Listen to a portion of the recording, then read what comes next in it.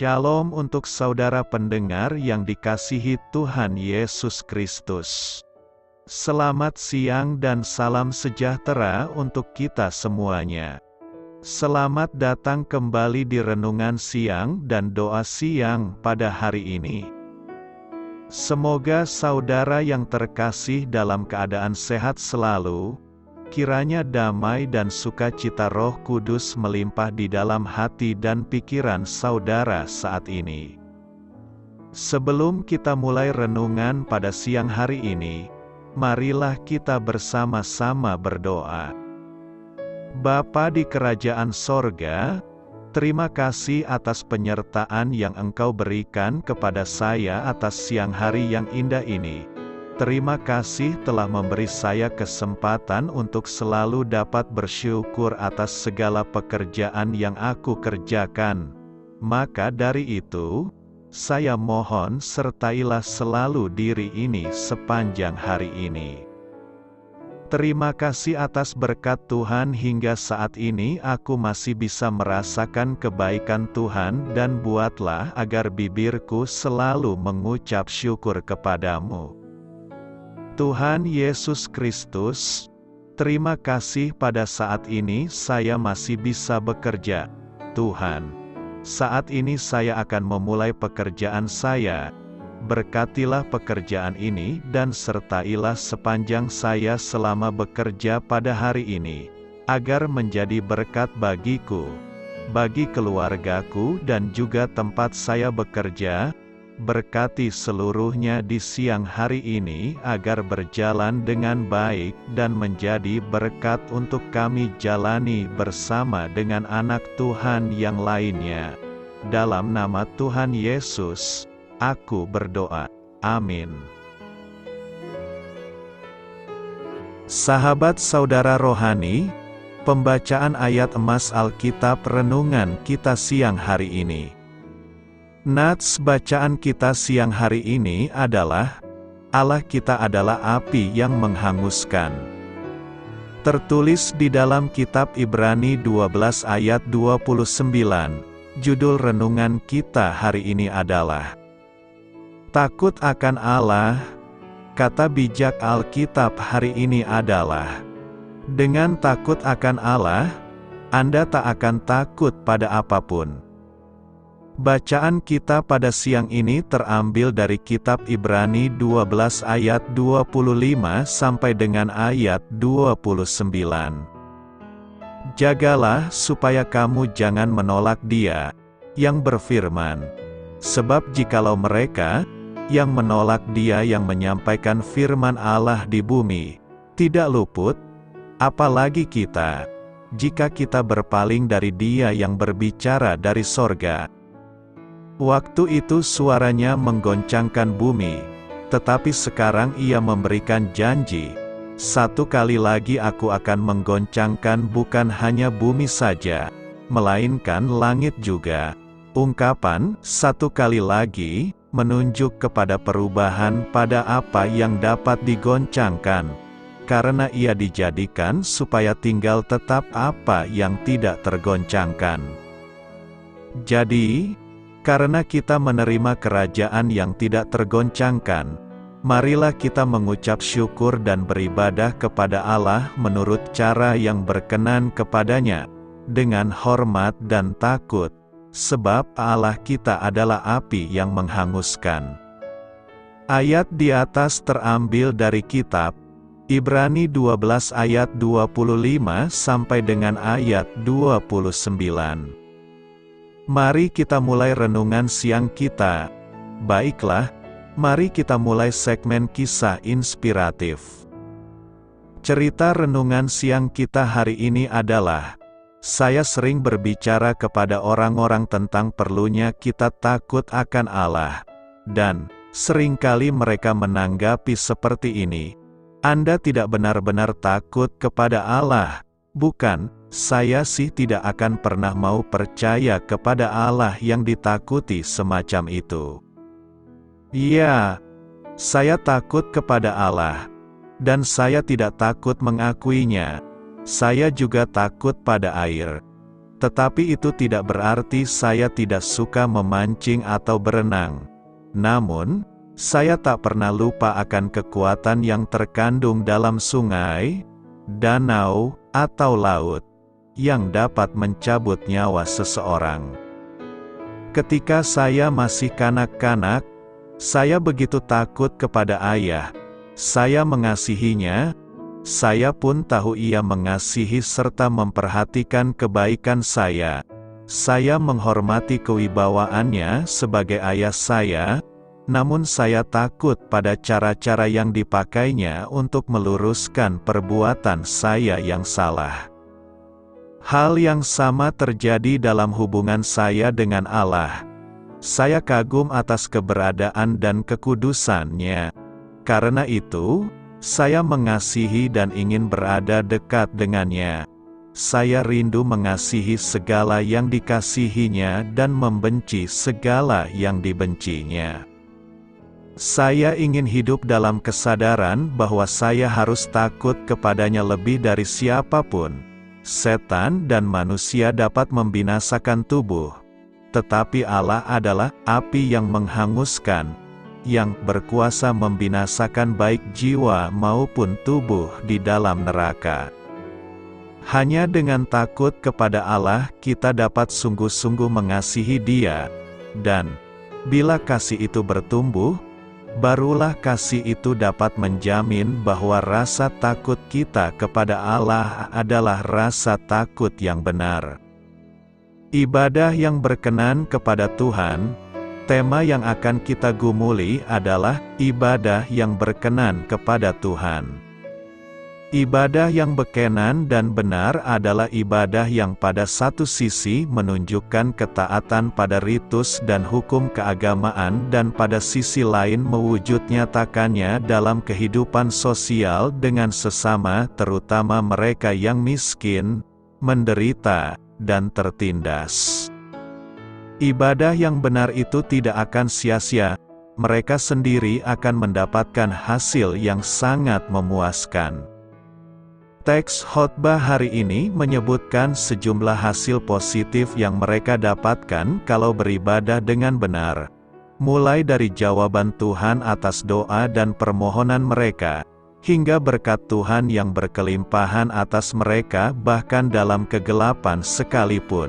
Intinya adalah ibadah yang kita lakukan secara ritual dan seremonial haruslah diwujudnyatakan dalam tindakan sosial kita di tengah-tengah keluarga, gereja dan masyarakat sehingga ibadah kita itu membawa hasil yang memuaskan hidup kita. Pertanyaan kita sekarang adalah apakah yang bisa kita lakukan sebagai perwujudan ibadah yang berkenan kepada Tuhan? Ada beberapa hal yang harus kita lakukan dalam kehidupan keluarga, gereja dan masyarakat sebagai wujud nyata peribadahan ritual dan seremonial kita, yakni: pertama, janganlah kita mengenakan kuk kepada sesama manusia dan tidak menunjuk orang dengan jari dan memfitnah. Orang yang telah melakukan ibadah secara ritual dan seremonial bagi Tuhan, maka sikap hidup kita bagi sesama kita adalah tidak lagi mencelakakan sesama kita manusia. Fitnah adalah sebuah perilaku yang sangat jahat. Fitnah lebih kejam daripada pembubuhan.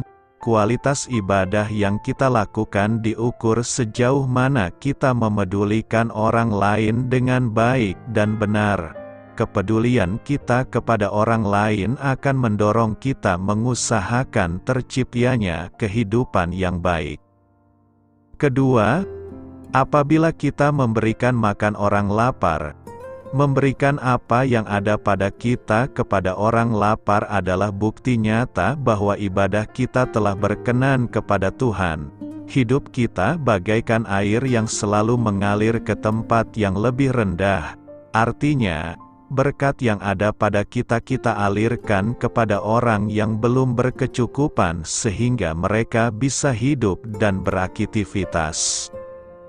Ketiga, apabila kita mampu memuaskan hati yang tertindas. Orang yang tertindas sangat membutuhkan pembebasan. Sebagai orang yang telah beribadah kepada Tuhan, maka kita harus mampu memberikan keadilan dan kebebasan bagi orang yang mengalami ketertindasan. Ada banyak ketertindasan yang terjadi di bangsa kita saat ini. Anak-anak ditindas oleh orang tuanya, buruh ditindas oleh pemilik perusahaan, orang miskin ditindas oleh orang kaya. Sebagai orang percaya, kita harus mampu memberikan pembebasan bagi mereka agar mereka bisa menikmati hidup dengan baik dan sejahtera. Tentu setelah kita melakukan aksi nyata dalam kehidupan sosial sebagai buah dari ibadah kita yang berkenan kepada Tuhan, maka Tuhan akan memberikan yang terbaik bagi kita. Ada beberapa manfaat yang kita peroleh dari tindakan nyata ibadah kita, yakni: pertama, Tuhan akan menuntun hidup kita. Tidak ada yang sia-sia dalam hidup ini. Ketika kita mau beribadah yang berkenan kepada Tuhan, maka Tuhan pun akan menuntun hidup kita ke jalan yang benar, bahkan memuaskan hati kita di tanah yang kering. Kedua, kita akan mendapatkan kekuatan baru. Orang yang mau beribadah yang kepada Tuhan tidak akan pernah kekurangan dan mengalami kelemahan. Tuhan akan memberikan kekuatan baru setiap hari agar kita mampu melakukan segala kebaikan Tuhan kepada sesama manusia. Ketiga, kita akan bersenang-senang bersama Tuhan. Orang yang beribadah yang berkenan kepada Tuhan tidak akan berakhir dengan kesusahan, tetapi Tuhan akan memberikan kemenangan dan kebahagiaan bagi mereka. Orang percaya akan bersenang-senang menikmati hidup bersama Tuhan. Renungkan, apa yang hendak kita renungkan dari perikop hari ini? Pertama, beribadahlah kepada Tuhan dengan sikap yang berkenan kepadanya dengan melakukan segala perintah-Nya, semisal perayaan, puasa, Sabat. Ibadah kita harus tetap setia pada ibadah-ibadah ritual dan seremonial seperti ibadah minggu, ibadah keluarga, doa, membaca kitab suci. Kedua, wujud nyatakanlah ibadah kita itu dalam tindakan-tindakan sosial kita di tengah-tengah keluarga, gereja dan masyarakat. Sebagian kita tentu pernah mendengar pujian dalam pelengkap Kidung Jemaat, atau PKJ, nomor 264 yang judulnya adalah, "Apalah Arti Ibadahmu?" Lagu ini diciptakan oleh Mercy Tampu Bolon pada tahun 1998. Lirik lagu PKJ 264 bait 1 dan 3 demikian. Apalah arti ibadahmu kepada Tuhan, bila tiada rela sujud dan sungkur? Apalah arti ibadahmu kepada Tuhan, bila tiada hati tulus dan syukur? Ibadah sejati, jadikanlah persembahan ibadah sejati, kasihilah sesamamu. Ibadah sejati yang berkenan bagi Tuhan, jujur dan tulus ibadah murni bagi Tuhan. Berbahagia orang yang hidup beribadah, yang melayani orang susah dan lemah, dan penuh kasih menolong orang yang terbeban. Itulah tanggung jawab orang beriman. Ibadah sejati, jadikanlah persembahan ibadah sejati, kasihilah sesamamu. Ibadah sejati yang berkenan bagi Tuhan, jujur dan tulus ibadah murni bagi Tuhan.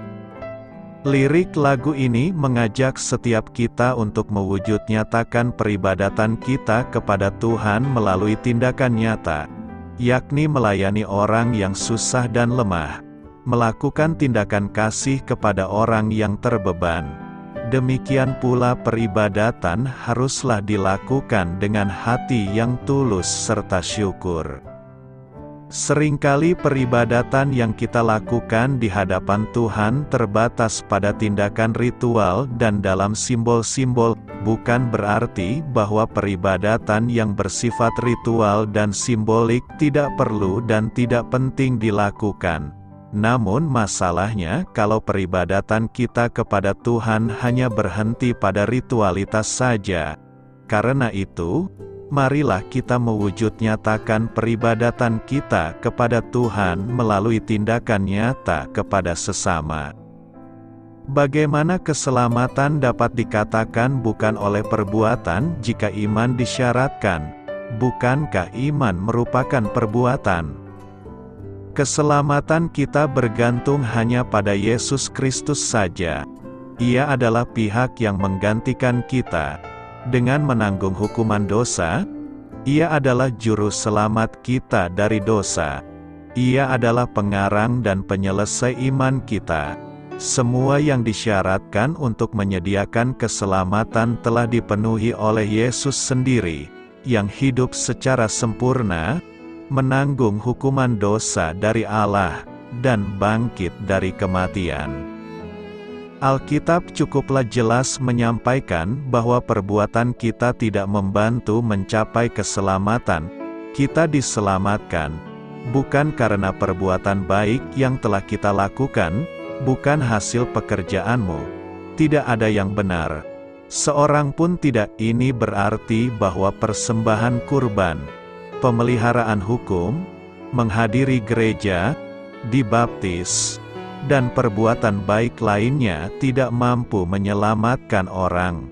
Sebaik apapun, kita tidak dapat memenuhi standar kekudusan Allah. Alkitab juga menjelaskan bahwa keselamatan bersyarat. Allah tidak menyelamatkan semua orang. Satu-satunya syarat keselamatan ialah iman di dalam Yesus Kristus. Hampir sebanyak 200 kali dalam Perjanjian Baru, iman, atau kepercayaan, dinyatakan sebagai satu-satunya syarat bagi keselamatan. Pada suatu hari, ada yang bertanya pada Yesus mengenai perbuatan yang dapat mereka lakukan demi menyenangkan Allah. Apakah yang harus kami perbuat, supaya kami mengerjakan pekerjaan yang dikehendaki Allah? Secara langsung Yesus menunjuk kepada iman. Inilah pekerjaan yang dikehendaki Allah, yaitu hendaklah kamu percaya kepada Dia yang telah diutus Allah. Pertanyaan mengenai syarat Allah diajukan dalam bentuk jamak. Sedangkan jawaban Yesus ialah bahwa syarat Allah, berbentuk tunggal, adalah mempercayainya. Kasih karunia adalah di mana Allah memberi kita sesuatu yang tak layak kita terima dan tak mungkin kita peroleh dengan sendirinya. Menurut Roma 11 ayat 6, perbuatan apapun menggagalkan kasih karunia. Ide yang dikandung ialah seorang pekerja menerima upah, sedangkan penerima kasih karunia hanya menerimanya saja, tanpa harus diupayakan. Karena keselamatan sepenuhnya merupakan kasih karunia, maka kita tidak bisa menambah apapun kepadanya atau menggapainya melalui perbuatan. Dengan demikian, iman berlawanan dengan perbuatan atau pekerjaan, iman berlawanan dengan perbuatan, dengan alasan dasarnya ialah kasih karunia, bukan upah. Dalam contoh lain, bayangkan seseorang mengirimi Anda sebuah cek bernominal 10 miliar rupiah. Uangnya akan menjadi milik Anda jika Anda inginkan, namun Anda harus menandatangani cek tersebut. Tindakan memberi tanda tangan tidak dapat dianggap sebagai upah yang pantas dihargai 10 miliar rupiah. Tanda tangan bukanlah pekerjaan. Anda tidak mungkin membanggakan diri sebagai miliarder akibat dari kerja keras atau upaya besar Anda. Tidak, 10 miliar tersebut berupa pemberian cuma-cuma, dan memberi tanda tangan adalah satu-satunya cara menerimanya. Sama halnya dengan iman, Beriman ialah satu-satunya cara menerima anugerah terbesar dari Allah, dan iman bukanlah perbuatan yang melayakkan penerimanya. Iman sejati tidak dapat dianggap sebagai perbuatan karena iman sejati melibatkan penghentian upaya keduniawian kita. Fokus iman sejati ialah Yesus dan karyanya bagi kita. Jika kita teruskan sedikit, iman sejati tidak dapat dianggap sebagai perbuatan karena iman sendiri sebenarnya merupakan anugerah dari Allah, bukan sesuatu yang dapat kita hasilkan dengan sendirinya. Sebab karena kasih karunia kamu diselamatkan oleh iman, itu bukan hasil usahamu, tetapi pemberian Allah. Tidak ada seorang pun yang dapat datang kepadaku, jikalau ia tidak ditarik oleh Bapa yang mengutus aku. Puji Tuhan karena kuasa-Nya yang menyelamatkan dan kasih karunia-Nya yang membuat keselamatan menjadi realita. Menanggalkan beban, Ibrani 12 ayat 1 berkata, karena kita mempunyai banyak saksi, bagaikan awan yang mengelilingi kita, marilah kita menanggalkan semua beban dan dosa yang begitu merintangi kita, dan berlomba dengan tekun dalam perlombaan yang diwajibkan bagi kita. Apa yang dimaksud dengan beban? Beban adalah sesuatu yang mengikat kita hingga membuat kita sulit untuk bertumbuh atau melangkah maju. Sebuah beban bukanlah dosa, meski pada titik tertentu beban itu bisa berubah menjadi dosa.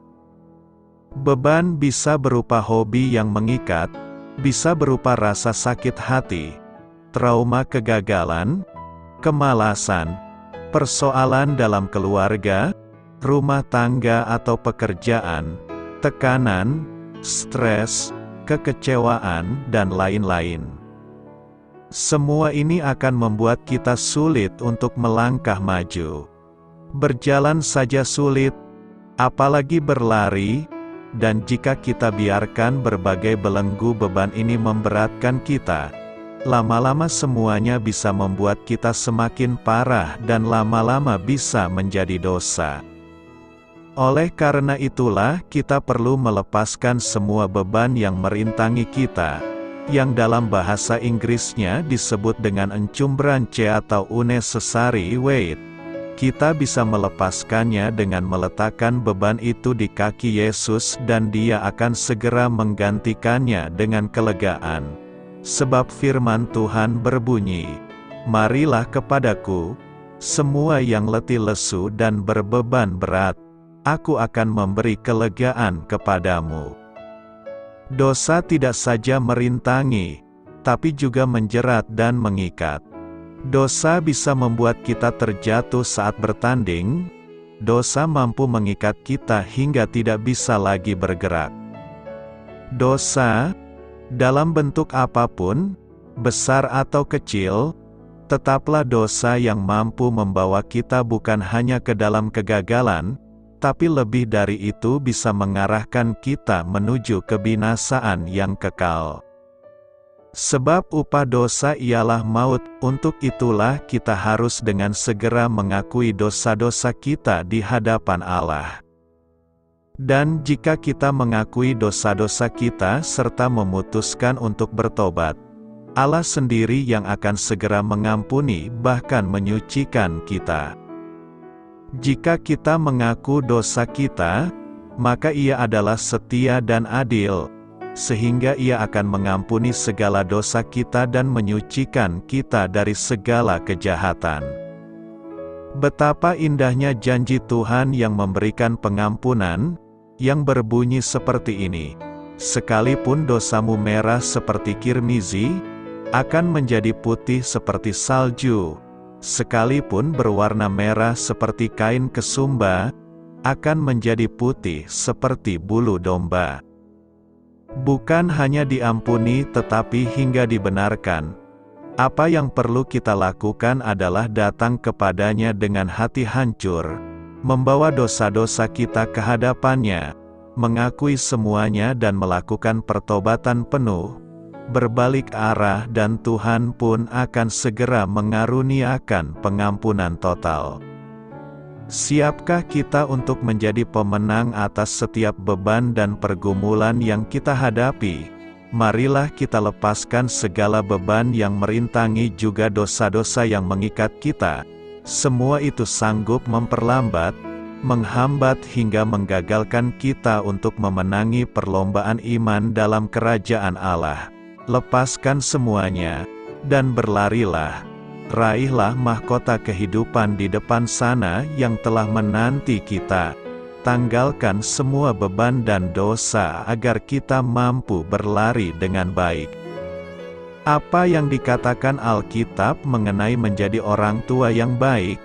Menjadi orang tua bisa menjadi peristiwa yang sulit dan menakutkan, tetapi merupakan salah satu hal yang paling berpahala dan memuaskan untuk kita kerjakan. Allah banyak berbicara mengenai cara mendidik anak supaya mereka menjadi pribadi yang saleh. Hal pertama yang perlu kita lakukan adalah mengajar mereka kebenaran firman Tuhan.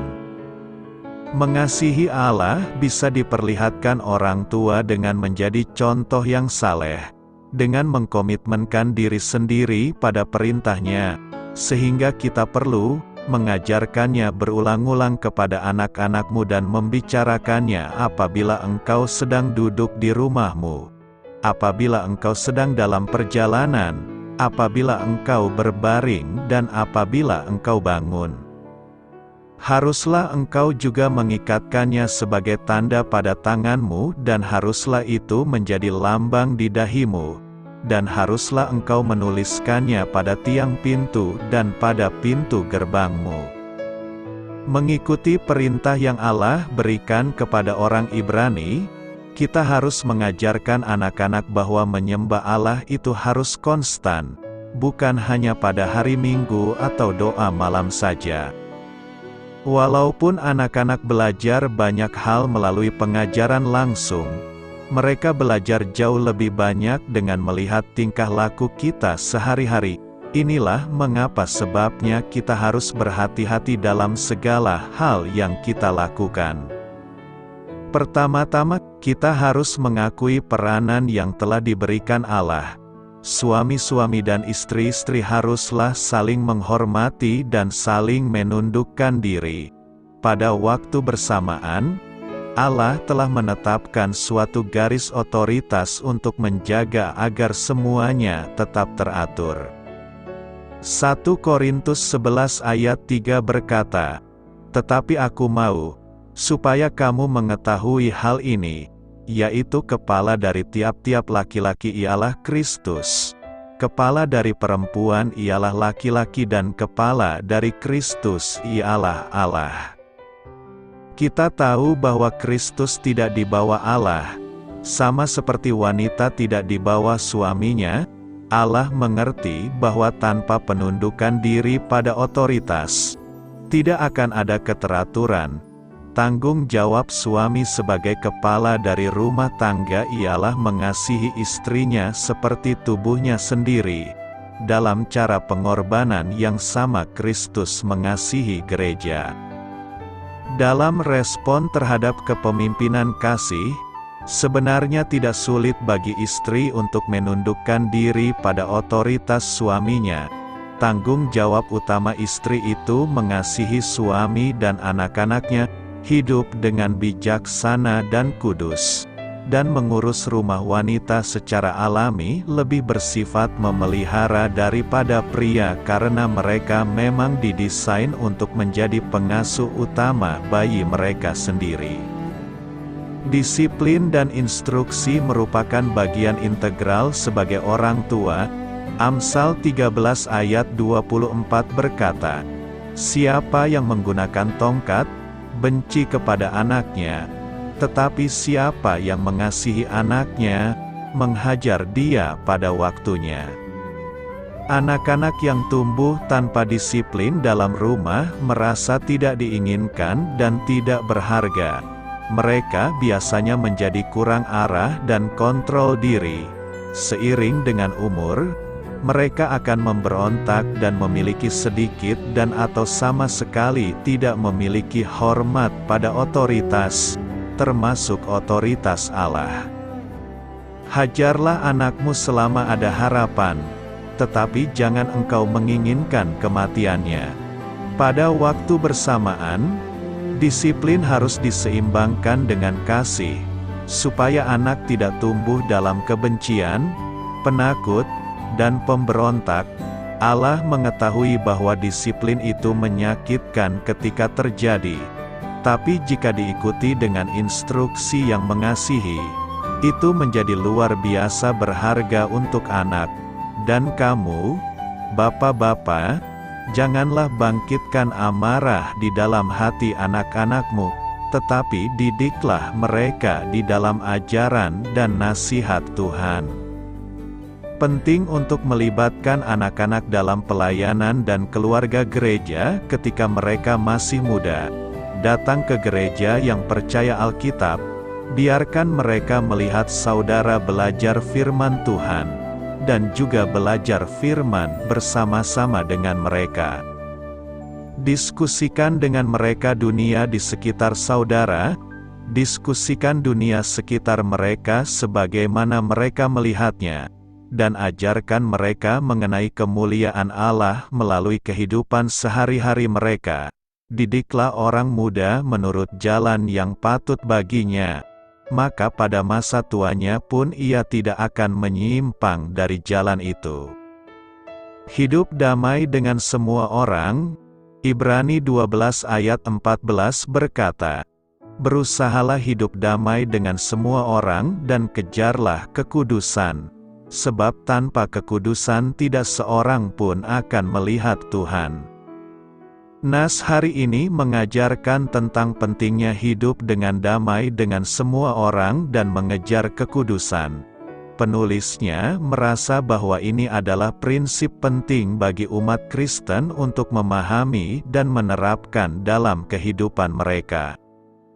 Dalam ayat ini, ada dua bagian penting. Pertama, berusahalah hidup damai dengan semua orang. Ini mengajarkan umat percaya untuk mencoba hidup dengan damai dan berusaha menjaga hubungan yang harmonis dengan orang lain. Damai adalah nilai penting, dan berusaha hidup dalam damai dengan orang lain adalah cara untuk mengamalkan kasih dan menghindari konflik yang tidak perlu. Kedua, dan kejarlah kekudusan. Sebab tanpa kekudusan tidak seorang pun akan melihat Tuhan. Ini menekankan pentingnya kekudusan dalam kehidupan seorang percaya. Kekudusan berarti hidup dalam kepatuhan kepada ajaran dan prinsip-prinsip iman Kristen. Dalam konteks ini, penulis mengingatkan bahwa tanpa kekudusan, seseorang tidak akan dapat mengalami pengalaman melihat Tuhan atau memiliki hubungan yang mendalam dengannya. Pesan di balik ayat ini adalah bahwa seorang Kristen harus menjalani hidup yang damai dengan sesama manusia sambil mencari kekudusan dalam hidup mereka. Karena hal ini adalah cara yang dianjurkan untuk mempersiapkan diri untuk berhadapan dengan Tuhan di akhir hidup. Penulis ingin mengingatkan pembacanya tentang pentingnya menjalani hidup yang benar dan kudus, serta menjaga hubungan yang damai dengan sesama manusia dalam perjalanan kehidupan iman Kristen. Apa yang perlu direngkan dari nas hari ini? Nas hari ini dapat memberikan sejumlah pelajaran penting yang perlu direnungkan. Pertama, kita harus damai dengan semua orang. Pernyataan ini menekankan pentingnya menjaga damai dengan semua orang. Ini merupakan panggilan untuk hidup dalam kasih dan harmoni, menjauhi konflik yang tidak perlu, dan berusaha untuk memelihara hubungan yang sehat dengan sesama manusia. Ini mengingatkan kita untuk menjalani kehidupan yang penuh dengan pengampunan, toleransi, dan pemahaman terhadap orang lain. Kedua, Hiduplah di dalam kekudusan. Ayat ini juga menekankan pentingnya mengejar kekudusan dalam hidup kita. Kekudusan mengacu pada hidup sesuai dengan ajaran dan nilai-nilai yang diajarkan dalam agama. Dalam konteks ini, dalam iman Kristen, ini mencakup hidup dalam kepatuhan kepada Tuhan, menghindari dosa, dan berusaha untuk hidup yang benar di matanya. Karena itu, hiduplah dengan damai, mengejar kekudusan, dan menjalani hidup yang benar dalam pandangan Tuhan.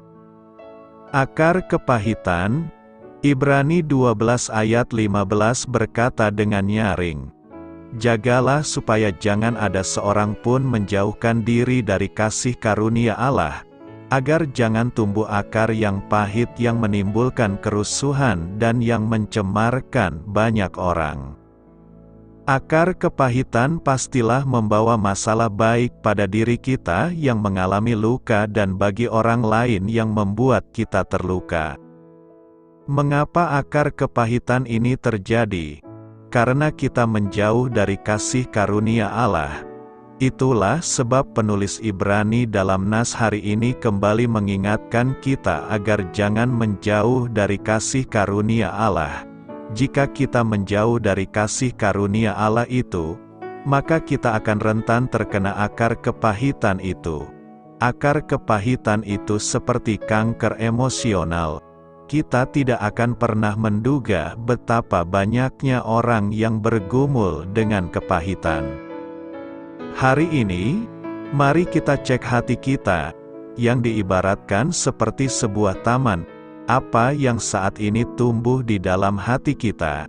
Jika kita mempelajari lebih mendalam, maka kita akan menemukan setidaknya ada 4 ciri kepahitan yang dituliskan dalam Ibrani 12, yakni: pertama, kepahitan dimulai dari bibit yang kecil. Dimulai dari Ibrani 12 ayat 12, penulis Ibrani menggambarkan orang percaya yang putus asa sebagai atlet lari yang kelelahan ketika berlomba. Orang bisa membuat kita merasa kesal, menyinggung perasaan kita, terutama menyakiti hati kita sekalipun mereka tidak bermaksud demikian. Tapi, kita sering gagal untuk melihat bahwa Tuhan menggunakan orang-orang tersebut untuk memperbaiki tingkah laku kita. Sebaliknya, kita malah mengizinkan tindakan atau perkataan orang yang menyakitkan menjadi benih kecil kepahitan yang kita tanam dan membiarkannya tumbuh menjadi besar. Kedua, kepahitan membutuhkan tanah yang tepat. Ayat 15 mengatakan kita harus jagalah supaya jangan ada seorang pun menjauhkan diri dari kasih karunia Allah, agar jangan tumbuh akar yang pahit yang menimbulkan kerusuhan dan yang mencemarkan banyak orang. Kita tidak bisa kehilangan kasih karunia Tuhan, tapi kita bisa menjauhkan diri dari kasih karunia itu atau tidak bisa melihat kasih karunia itu.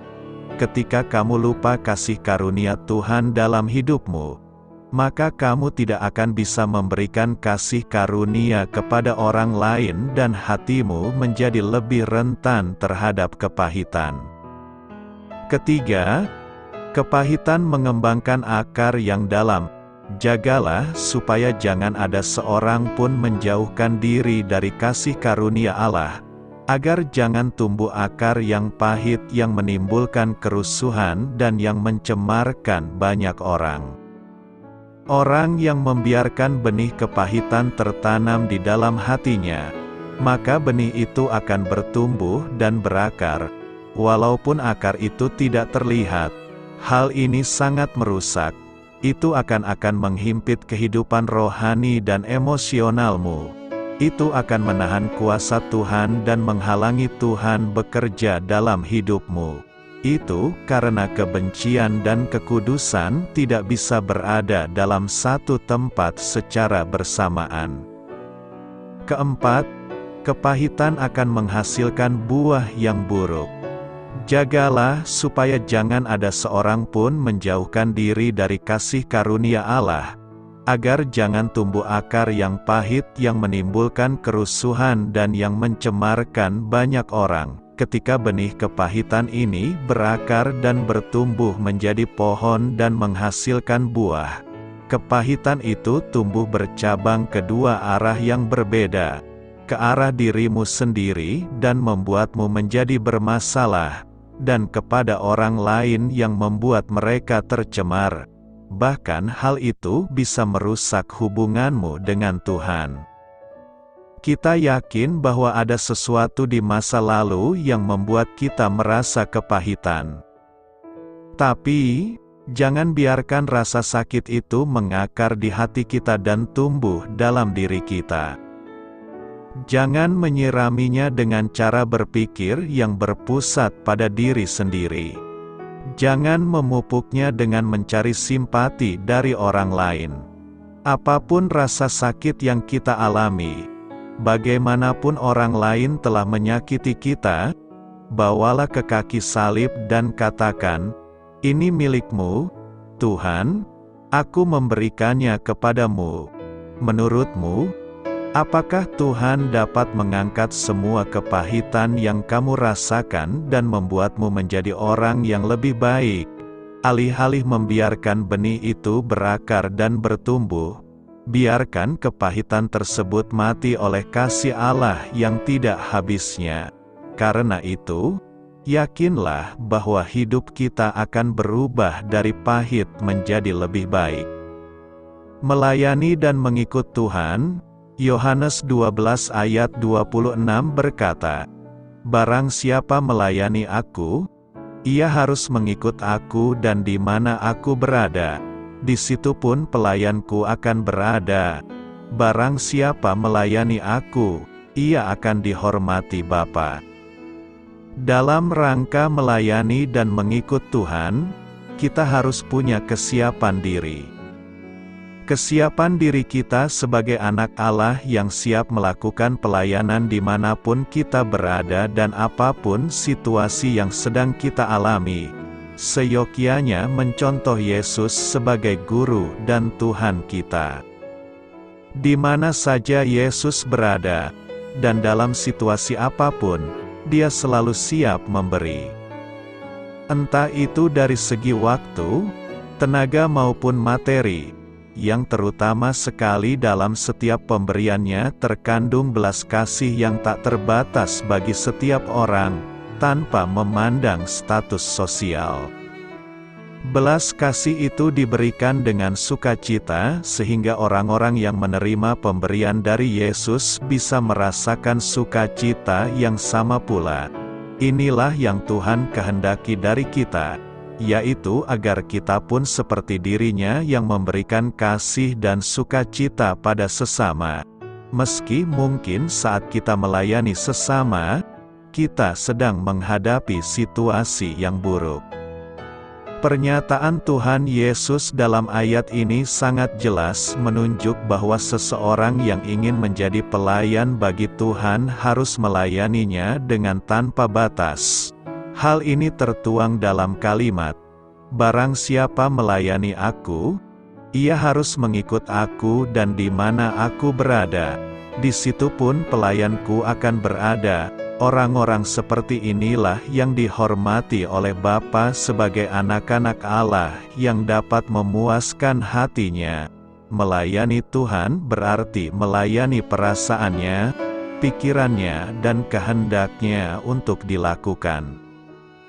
Dalam hal ini, seseorang yang melayani Tuhan harus selalu dalam keadaan mengenakan pikiran dan perasaannya setiap saat, selalu terhubung dengan pribadinya secara terus-menerus dalam hubungan yang harmoni. Pada dasarnya, pelayanan yang benar bukanlah harus menjadi para pejabat gereja, aktivisnya, dan harus menyandang pendidikan sekolah tinggi teologia. Banyak orang Kristen memandang salah pengertian mengenai pelayanan kepada Tuhan. Sebagian besar menganggap pelayanan kepada Tuhan adalah kegiatan di sekitar gereja yang dilakukan oleh mereka yang memiliki legitimasi, pengesahan, untuk pelayanan. Pelayanan yang benar adalah pelayanan tanpa batas. Pelayanan tanpa batas artinya usaha yang dilakukan demi kepentingan atau keuntungan Tuhan sehingga memuaskan dan menyenangkan hatinya. Ini adalah pelayanan yang tidak dibatasi oleh ruangan. Berarti bukan hanya di lingkungan gereja dan lembaga-lembaga Kristen. Tempat pelayanan orang percaya adalah seluruh wilayah di mana mereka dapat menyelenggarakan hidup bagi kepentingan sesama. Ini artinya baik di lingkungan keluarga, di pekerjaan, di tengah-tengah masyarakat kita harus tampil sebagai seorang yang melayani Tuhan dengan melakukan segala sesuatu sesuai dengan pikiran dan perasaannya.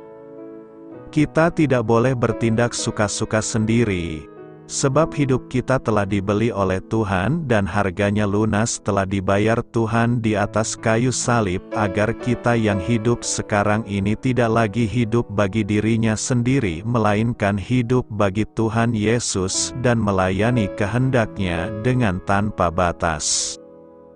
Kita harus selalu dalam kesadaran bahwa setiap tindakan kita akan menimbulkan reaksi perasaan Tuhan. Apakah Tuhan sedang disenangkan atau malah dilukai oleh karena kita meleset dari kehendak-Nya untuk dilakukan? Berkenaan dengan hal ini Rasul Paulus menasehati umat percaya agar selalu mengenakan pikiran dan perasaan Kristus dalam seluruh tindakannya, sebab inilah cara melayani Tuhan secara benar dengan tanpa batas sehingga mereka selalu ada dalam perkenanan Tuhan dan selalu ada dalam keadaan menyenangkan hati Tuhan. Seseorang yang ingin memiliki pikiran Kristus berarti ia bersedia menanggalkan segala bentuk perbuatan dosa, keinginan daging, keinginan mata, keangkuhan hidup dan dengan segala percintaan dunia yang telah terlanjur lama mewarnai jiwanya, kemudian digantikan dengan keinginan Tuhan saja sehingga ia dapat berkata, "Hidupku bukan aku lagi, tetapi Kristuslah yang hidup memerintah atas hidupku." Sebagai hamba atau pelayan Tuhan kita harus selalu mengikuti kemanapun Dia pergi. Dan dimanapun ia berada di situ juga seharusnya kita berada. Artinya tunduk dan taat kepada kehendak Tuhan sepenuhnya, tidak boleh bekerja menurut kemauan sendiri karena tugas hamba hanyalah melakukan apapun yang diperintahkan majikannya. Komitmen pelayan Tuhan seharusnya demikian, "Aku telah disalibkan dengan Kristus, namun aku hidup. Tetapi bukan lagi aku sendiri yang hidup, melainkan Kristus yang hidup di dalam aku. Dan hidupku yang kuhidupi sekarang di dalam daging, adalah hidup oleh iman dalam Anak Allah yang telah mengasihi aku dan menyerahkan dirinya untuk aku." Kita tidak mungkin dapat melayani Tuhan dengan benar apabila kita sendiri tidak mau melekat dan tinggal di dalam Dia. Tuhan Yesus berkata, "Tinggallah di dalam aku dan aku di dalam kamu." Sama seperti ranting tidak dapat berbuah dari dirinya sendiri, kalau ia tidak tinggal pada pokok anggur, demikian juga kamu tidak berbuah, jikalau kamu tidak tinggal di dalam aku. Jadi kita harus memiliki persekutuan intim dengannya supaya kita dapat mengerti apa yang Tuhan kehendaki untuk kita kerjakan. Sebab kita tidak boleh sembarangan dalam melayani pekerjaan Tuhan, dikarenakan yang kita kerjakan berkenaan dengan kebenaran yaitu firman Tuhan. Yesus berdoa kepada Bapa, "Kuduskanlah mereka dalam kebenaran, Firman-Mu adalah kebenaran." Pelayan Tuhan harus memberitakan kebenaran dan hidup dalam kebenaran itu sendiri. Karena itu, Marilah melayani Tuhan dengan tunduk pada kehendak-Nya dan mau dipimpin Roh Kudus. Ibadah yang berkenan kepada Tuhan. Tema yang akan kita gumuli adalah ibadah yang berkenan kepada Tuhan. Ibadah yang berkenan dan benar adalah ibadah yang pada satu sisi menunjukkan ketaatan pada ritus dan hukum keagamaan dan pada sisi lain mewujud nyatakannya dalam kehidupan sosial dengan sesama, terutama mereka yang miskin, menderita, dan tertindas. Ibadah yang benar itu tidak akan sia-sia, mereka sendiri akan mendapatkan hasil yang sangat memuaskan. Teks khotbah hari ini menyebutkan sejumlah hasil positif yang mereka dapatkan kalau beribadah dengan benar, mulai dari jawaban Tuhan atas doa dan permohonan mereka, hingga berkat Tuhan yang berkelimpahan atas mereka bahkan dalam kegelapan sekalipun. Intinya adalah ibadah yang kita lakukan secara ritual dan seremonial haruslah diwujud nyatakan dalam tindakan sosial kita di tengah-tengah keluarga, gereja dan masyarakat sehingga ibadah kita itu membawa hasil yang memuaskan hidup kita. Pertanyaan kita sekarang adalah apakah yang bisa kita lakukan sebagai perwujudan ibadah yang berkenan kepada Tuhan? Ada beberapa hal yang harus kita lakukan dalam kehidupan keluarga, gereja dan masyarakat sebagai wujud nyata peribadahan ritual dan seremonial kita, yakni: pertama, janganlah kita mengenakan kuk kepada sesama manusia dan tidak menunjuk orang dengan jari dan memfitnah. Orang yang telah melakukan ibadah secara ritual dan seremonial bagi Tuhan, maka sikap hidup kita bagi sesama kita adalah tidak lagi mencelakakan sesama kita manusia. Fitnah adalah sebuah perilaku yang sangat jahat. Fitnah lebih kejam daripada pembubuhan. Kualitas ibadah yang kita lakukan diukur sejauh mana kita memedulikan orang lain dengan baik dan benar. Kepedulian kita kepada orang lain akan mendorong kita mengusahakan terciptanya kehidupan yang baik. Kedua, apabila kita memberikan makan orang lapar, memberikan apa yang ada pada kita kepada orang lapar adalah bukti nyata bahwa ibadah kita telah berkenan kepada Tuhan. Hidup kita bagaikan air yang selalu mengalir ke tempat yang lebih rendah. Artinya, berkat yang ada pada kita alirkan kepada orang yang belum berkecukupan sehingga mereka bisa hidup dan beraktivitas. Ketiga, apabila kita mampu memuaskan hati yang tertindas. Orang yang tertindas sangat membutuhkan pembebasan.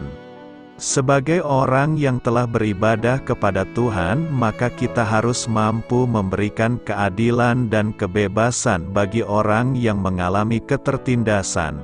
Ada banyak ketertindasan yang terjadi di bangsa kita saat ini. Anak-anak ditindas oleh orang tuanya, buruh ditindas oleh pemilik perusahaan, orang miskin ditindas oleh orang kaya. Sebagai orang percaya kita harus mampu memberikan pembebasan bagi mereka agar mereka bisa menikmati hidup dengan baik dan sejahtera. Tentu setelah kita melakukan aksi nyata dalam kehidupan sosial sebagai buah dari ibadah kita yang berkenan kepada Tuhan, maka Tuhan akan memberikan yang terbaik bagi kita. Ada beberapa manfaat yang kita peroleh dari tindakan nyata ibadah kita, yakni: pertama, Tuhan akan menuntun hidup kita. Tidak ada yang sia-sia dalam hidup ini. Ketika kita mau beribadah yang berkenan kepada Tuhan, maka Tuhan pun akan menuntun hidup kita ke jalan yang benar, bahkan memuaskan hati kita di tanah yang kering. Kedua, kita akan mendapatkan kekuatan baru. Orang yang mau beribadah yang kepada Tuhan tidak akan pernah kekurangan dan mengalami kelemahan. Tuhan akan memberikan kekuatan baru setiap hari agar kita mampu melakukan segala kebaikan Tuhan kepada sesama manusia. Ketiga, kita akan bersenang-senang bersama Tuhan. Orang yang beribadah yang berkenan kepada Tuhan tidak akan berakhir dengan kesusahan, tetapi Tuhan akan memberikan kemenangan dan kebahagiaan bagi mereka.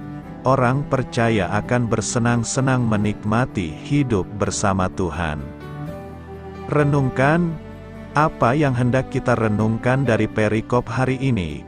Pertama, beribadahlah kepada Tuhan dengan sikap yang berkenan kepadanya dengan melakukan segala perintah-Nya semisal perayaan, puasa, Sabat. Ibadah kita harus tetap setia pada ibadah-ibadah ritual dan seremonial seperti ibadah minggu, ibadah keluarga, doa, membaca kitab suci. Kedua, wujud nyatakanlah ibadah kita itu dalam tindakan-tindakan sosial kita di tengah-tengah keluarga, gereja dan masyarakat.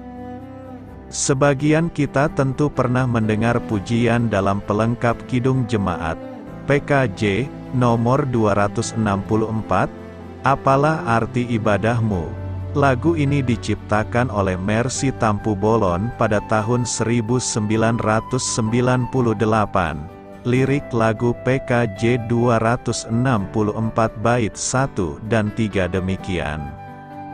Apalah arti ibadahmu kepada Tuhan, bila tiada rela sujud dan sungkur? Apalah arti ibadahmu kepada Tuhan, bila tiada hati tulus dan syukur? Ibadah sejati, jadikanlah persembahan ibadah sejati, kasihilah sesamamu.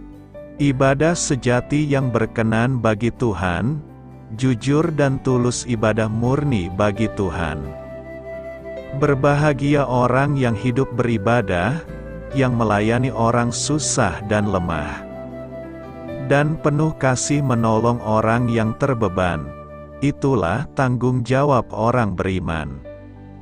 Ibadah sejati, jadikanlah persembahan ibadah sejati, kasihilah sesamamu. Ibadah sejati yang berkenan bagi Tuhan, jujur dan tulus ibadah murni bagi Tuhan. Lirik lagu ini mengajak setiap kita untuk mewujud nyatakan peribadatan kita kepada Tuhan melalui tindakan nyata, yakni melayani orang yang susah dan lemah, melakukan tindakan kasih kepada orang yang terbeban. Demikian pula peribadatan haruslah dilakukan dengan hati yang tulus serta syukur.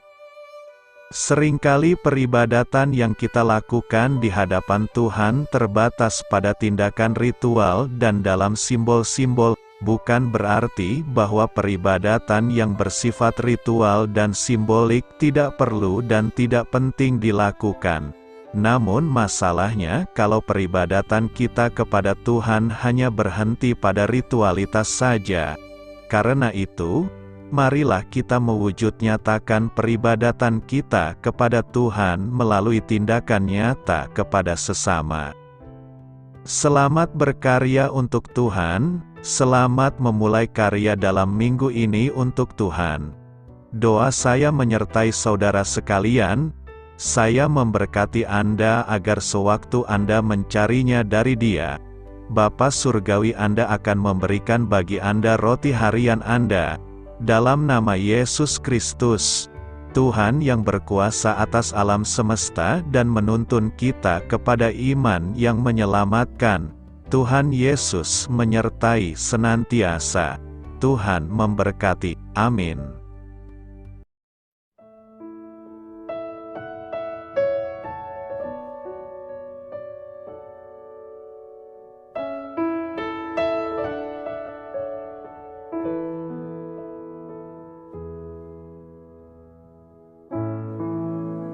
Demikianlah renungan firman Tuhan pada siang hari ini. Semoga menjadi kekuatan di dalam hidup kita dan menjadikan kita pribadi yang lebih sukses. Sebelum kita memulai aktivitas hari ini, marilah kita berdoa. Bapa kami yang ada di sorga, terima kasih atas kasih dan kebaikan Tuhan yang begitu besar buat kami. Tuntunlah perbuatanku agar di sepanjang hari ini saya bisa bekerja sebaik-baiknya, tidak pernah jemu menolong sesama, selalu ramah dan tahu terima kasih, menghayati iman dan mengamalkannya dengan sekuat tenagaku. Semua ini saya sampaikan kepadamu, dengan pengantaraan Kristus, Tuhan kami.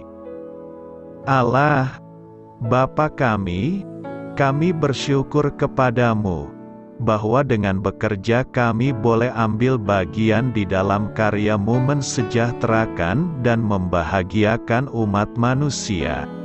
Kami mohon bimbingan-Mu dalam melaksanakan pekerjaan kami hari ini. Bimbinglah kami agar sanggup bekerja dengan semangat kasih, dengan riang, rajin dan jujur. Terima kasih, Tuhan. Amin.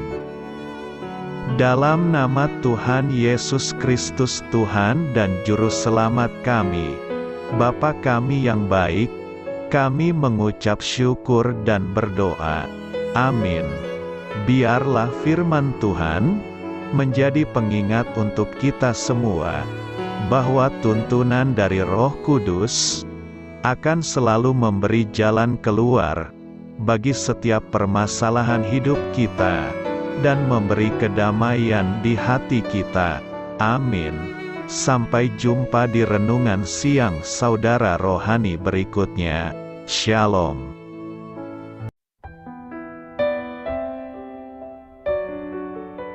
Halo untuk semua pendengar saudara rohani yang terkasih di dalam nama Tuhan Yesus Kristus dimanapun berada.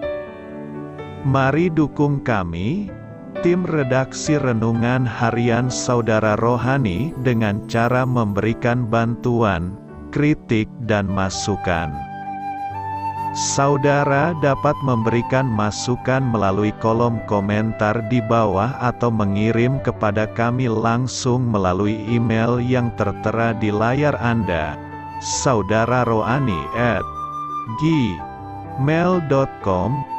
Jika saudara terberkati melalui renungan ini, saudara dapat mendoakan kami dan memberikan bantuan lainnya dengan mengirim email kepada kami. Saya berdoa agar saudara sekalian bahagia dan sehat selalu. Amin.